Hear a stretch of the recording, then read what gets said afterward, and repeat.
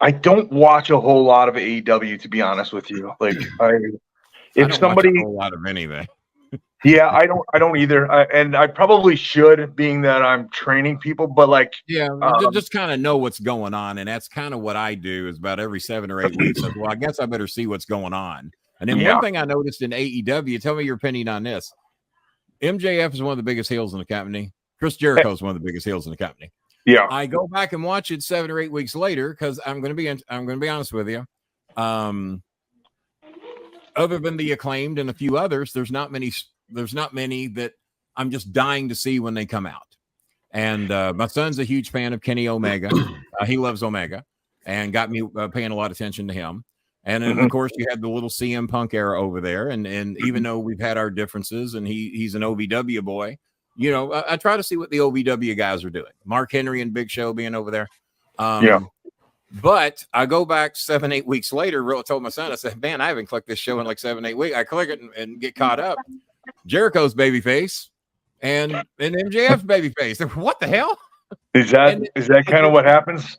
Yeah. So to my thought process, why would you take 2 major characters of the show and then turn them face in 2 separate angles? I think this happens a lot. One of the others.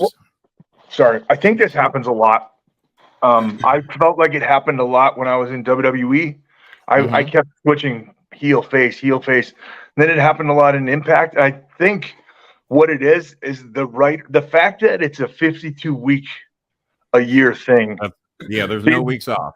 The writers have to write for 52 weeks in a row. I think that they get bored quickly because for them, you know, like for just fans, they get to enjoy a match, 7-8 minutes maybe, or segment might last 8 minutes 7 to 12. I'm always talking about 12. You got 12 minutes to get your shit in.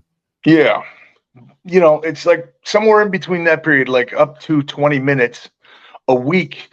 And for them, it's like they're always kind of working on it. And that's why I feel like things change so quickly. And but that's just my My son Chris, who I'm sure you've met a few times, pointed out recently that pro wrestling has to be the hardest job for writers in the world, because absolutely I'm a big fan of The Walking Dead. Do you like Walking Dead? I like The Walking Dead. I'm not completely caught up. I'm like season 6. So I'm way caught up. Go ahead. Do you watch all the extra shows too? Like Yes. Yeah. And all of them. Disappointed with the Negan spinoff because no bigger fan of Negan than me. Obviously, us heels love the heels. And me, I don't know if you know this or not, but me and Steve Austin did a podcast solely about The Walking Dead and putting it in wrestling scenarios. God damn it, Kenny. The faces, they got to come back, man. They got to make a ride. He was mad the faces were always getting shit on, and we told it in wrestling scenarios. But Steve and I are both a little older. I think I'm even older than Steve. I'll be 64 in March, and we forget the characters' names. So Maya, my daughter-in-law, was sitting in the background, rarely watches the show, Kenny, and she would name all the people that me and Steve couldn't think of. We would know who they are. We couldn't think of their character name. I'm terrible with names too. Oh, me too. I'm the worst. What's your name, Coltrane? I got Coltrane. I got Coltrane-ish or something. I don't know. And now when I see donations come in here and you got a question, I'm going to make sure you get it. We're going to be strict on that tonight. The big star we got in here, we will treat him as such. Anybody disrespectful in any way to me, the Coltrane, my director who's watching from home, or Mr. Kennedy, you get blocked immediately. No one shits on my guest when they're on the show, in case Kennedy's got heat with anybody in the chat room. Now, what do you go by these days? Do you go by Ken Anderson, Mr. Anderson, Mr. Ken? When you do an appearance at a show, who are you? I'm usually Mr. Anderson. Yeah, because I guess WWE owns Mr. Kennedy, I guess, if I had to guess.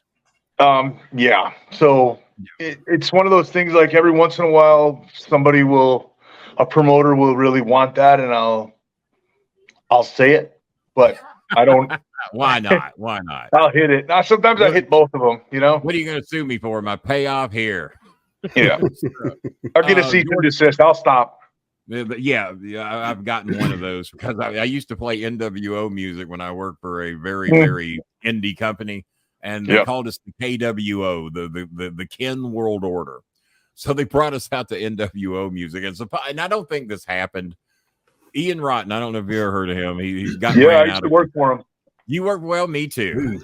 So Ian got ran out of Kentucky, and he claimed that I couldn't use the NWO music no more because he claimed he got a cease and assist from Eric Bischoff personally. Like Bischoff would have any charge of that to begin with. And I said, no, we didn't get no letter from goddamn. As Eric Bischoff doesn't know we're playing the music here at this goddamn show at a warehouse on Dixie Highway. He has no clue. I didn't know you worked for Ian. I did, man. When I was coming up in the business, like, it was a big deal. Where you can get it, right?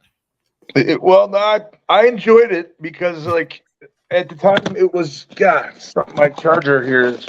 Sorry, guys. We're gonna have to get you some of that alien tape I've got, and we're gonna tape that thing into place.